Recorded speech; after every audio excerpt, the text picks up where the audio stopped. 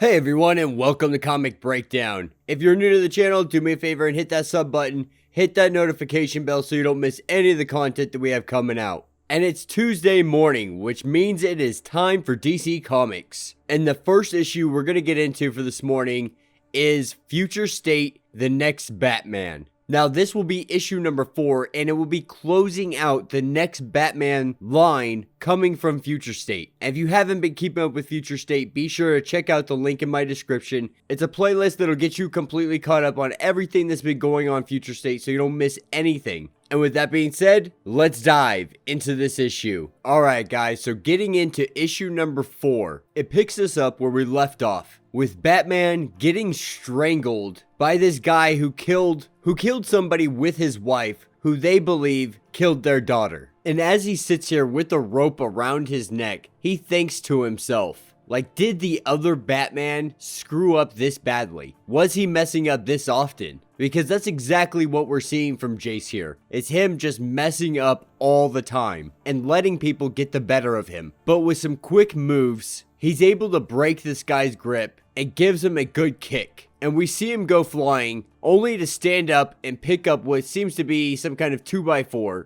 ready to use it as a weapon against Batman. And Batman tells him, like, you just don't care about justice. You're trying to get away with murder. That's what it's looking like at the end of the day. And he tells him, no, the only thing I'm trying to do here is to save my wife. Because she didn't deal the death blow. She may have thrown a punch or two, but I am the one that's responsible for that man dying. I'm the one that hit him in the head with a hammer. And he pleads with Batman to just let the police know that he was the one who did it. And Batman tells him, just to be real with you, I don't care who did it, you're both going in. And if you try to come at me again, I'll be sure to leave you for the Peacekeepers. And so they head out. They break into a vehicle and make their way, trying to get to City Hall to meet up with Detective Chubb. And on their way, they're met by Peacekeepers. 3 of them riding on motorcycles, guns blazing at the vehicle that Batman has procured. And as they're driving down the road, Batman is doing his best to do evasive maneuvers, hitting the brakes hard, knocking one of these guys off the motorcycle, and then having the woman take 2 magnetic grenades, or EMPs, and throw them out of the vehicle. They land on the other 2 motorcycles, completely disintegrating them, or at least making them crash, and these bikes are literally just falling into pieces. And just when they think they have them off their tail, 2 more vehicles of Peacekeepers show up. And as these Peacekeepers are closing in on Batman, the husband, Eric, realizes that they're not going to make it. They still have 13 blocks to go, and the vehicle is severely damaged and they're losing power. And the only way they're going to be able to make it is getting the Peacekeepers off their tail. And so Eric turns to Batman and tells him to remember that it was him and not his wife who killed that man. And he jumps out of the vehicle with a bomb in his hand. And as the vehicles approach, he presses the button, detonating it and exploding the 2 vehicles with Peacekeepers in them. And as they're continuing down the road, Batman almost runs into a civilian that is standing literally in the middle of the road.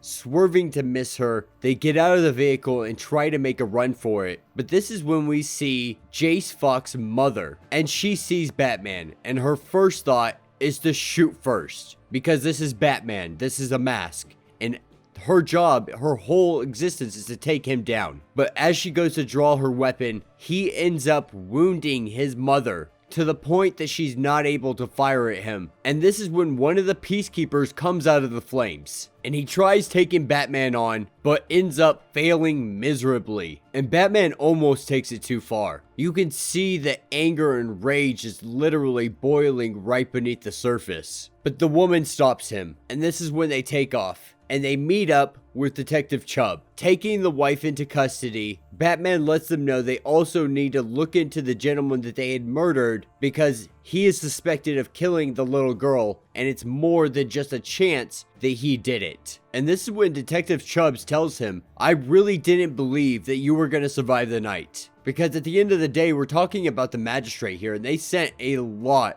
to try to catch him. And this is when Detective Chubbs asks him a question, and she asks him if his suit is bulletproof. and he tells her that it's mostly bulletproof. The kinetic energy from a bullet still makes it hurt a lot, and this is where she pulls out her pistol and shoots Batman right in the chest, because she's got to make it look as authentic as possible. She has to make it look like she was doing her job, and her job is to take down masks. And then we pick up a little bit later at the hospital, and the whole Fox family is here, obviously extremely furious that Jace is late to this endeavor, late to seeing his mother who is sitting in the hospital. But he goes into the room to talk to her, and she tells him that it was Batman, that she had her chance to stop him, but he tried to kill her. And Jace, obviously being Batman, tries to argue the case that, you know, maybe he wasn't just trying to kill you, maybe he was just trying to get you out of the way and stop you from trying to kill him. And in her mind, that's not the case. And he is a menace in her eyes, and he needs to be stopped by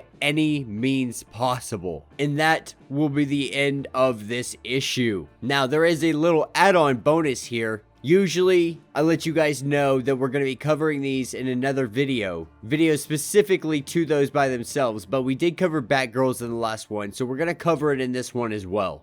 Alright, so getting into part 2 of Batgirls. The first part let us know that Cass and Steph are both in this detention facility the Magistrate's created. And this is taking place several years in the future, 2025 to be exact. And we also learned that they are holding Oracle, aka Barbara Gordon, in the basement of this facility. Now, our Batgirls don't know that, but they believe it to be Batman, and so they're doing what they can to try to break him out. And so Steph, along with all the other inmates, start a riot. They start a riot long enough for Cass to be able to break into the central command, essentially center, and be able to give her access to this little hidden location that the Magistrate has. And so we see the entire mess hall of this prison up in arms. Guards doing their best to try to hold off these prisoners, and the prisoners doing their best to keep this riot going as long as possible to buy enough time for Cass to do what she needs to do. And Cass is making her way through this place, ends up knocking out one of the guards and taking his clothes as a disguise. And in the mess hall, they're struggling to stay above. They're staying as strong as they possibly can. And when the cuffs come off, when the restrictions are no longer on them, we see them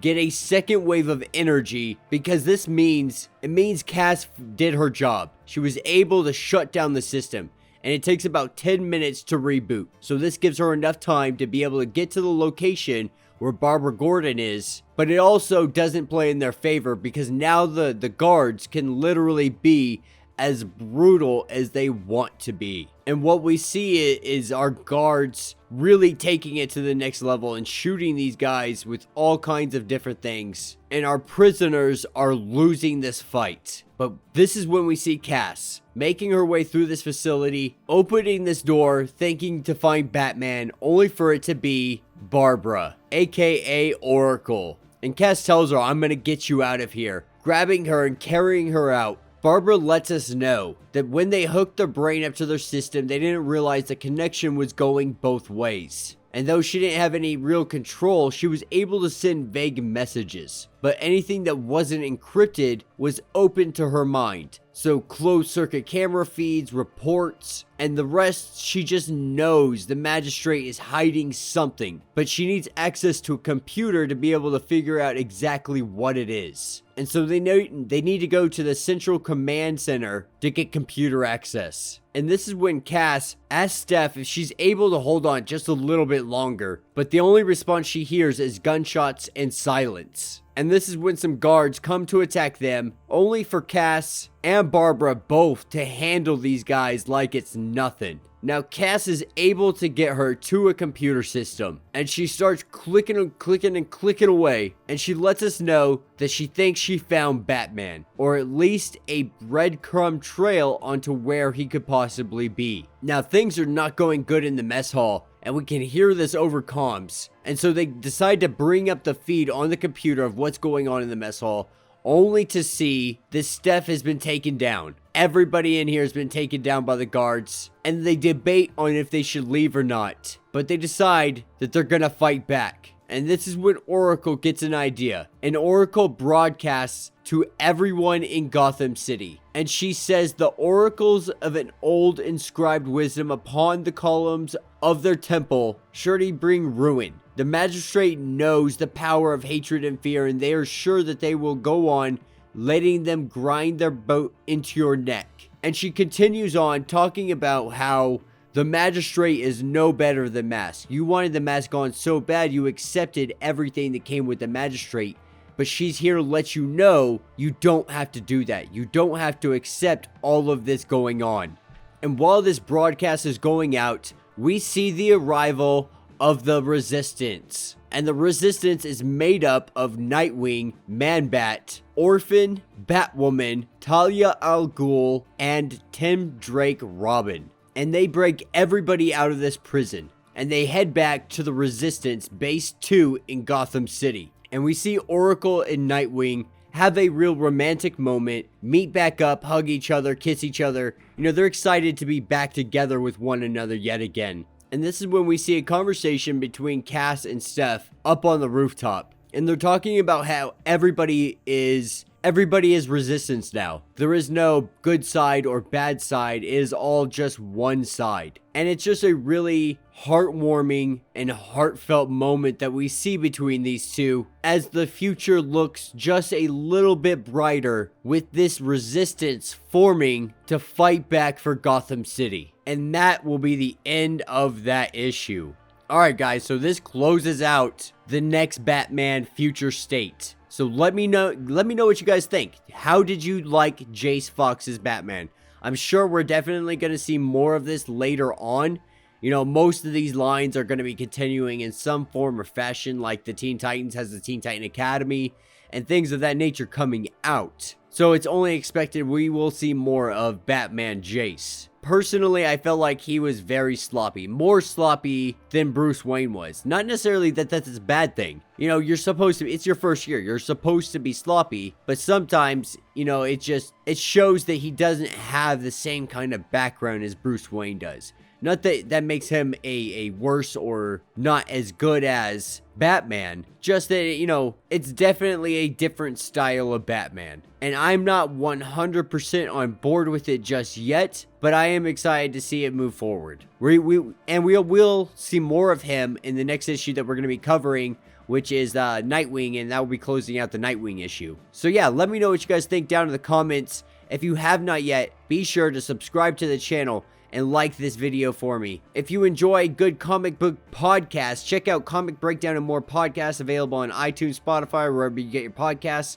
We just dropped a new episode yesterday talking about Justice League Trailer, WandaVision, and all the issues that came out last week that we covered here on the channel. If you are in the Medford, Oregon area, be sure to check out Rogue City Comics. Awesome comic book shop with tons of awesome stuff, indie comics, tons of figurines, tons of action figures, tons of gallery stuff, as well as all the latest comics. So be sure to check them out. And until the next video,